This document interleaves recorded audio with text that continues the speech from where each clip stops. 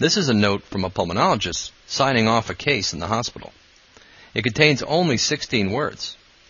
To figure out what it's worth, if it's worth anything, we need to determine the level of care by taking apart the history, the exam, and the medical decision-making, and plugging that information into this table, which shows the documentation requirements for hospital progress notes.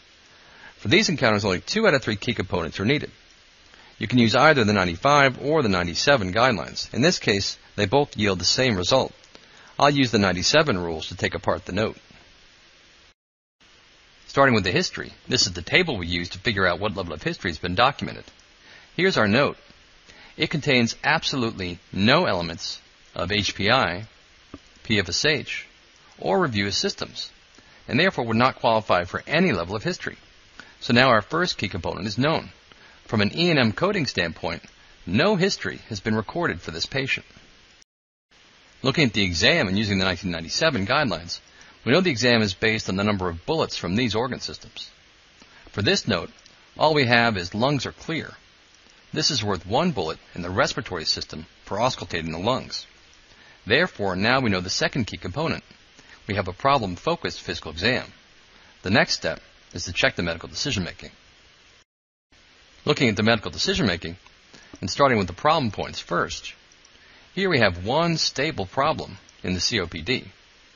This is worth 1 problem point. Now that we know the problem points, the next step is to check the data points. Looking at the data points, we didn't review any data, so we get 0 data points. The next step is to check the risk. Looking at the risk, here we have 1 stable chronic illness. That means this encounter would qualify as being of low risk. So, when you put it all together, we have 1 problem point, 1 data point, and low risk. Since 2 out of 3 dimensions are needed, this adds up to only straightforward complexity medical decision-making. So now the last key component is known. Now that we know the key components, we can figure out what level of care has been recorded. Here we have no history, a problem-focused exam, and straightforward medical decision-making.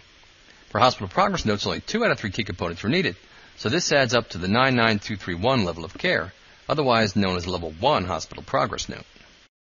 When you put it all together, this is how the final note looks. 2 out of 3 key components are needed. Here we have no qualifying history, a problem-focused exam, and straightforward medical decision-making. This adds up to the 99231 level of care. Here it took us just 16 words to earn $38.39, which works out to an astounding $2.40 per word, which is amazing documentation efficiency.